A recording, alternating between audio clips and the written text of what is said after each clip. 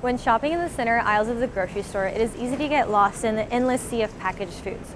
But before you get overwhelmed, just breathe and remember to read the nutrition labels of the foods you're choosing.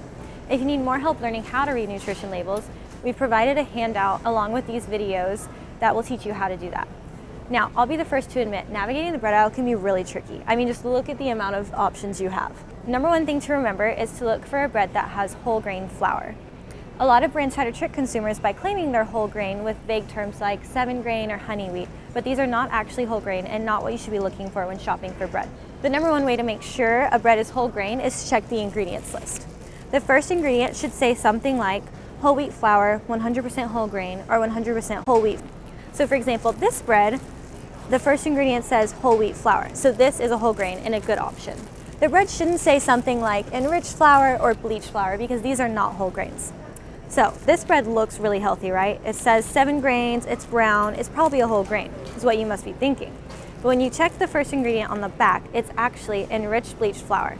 This is not a whole grain and not what you should be looking for when shopping for bread. One more important thing to remember when shopping for bread is to look for the fiber content. Bread is high in fiber if it contains 3 grams or more per 100 calories.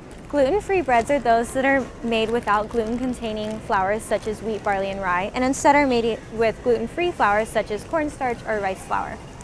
These products are good for you if you have celiac disease or some other issue digesting gluten.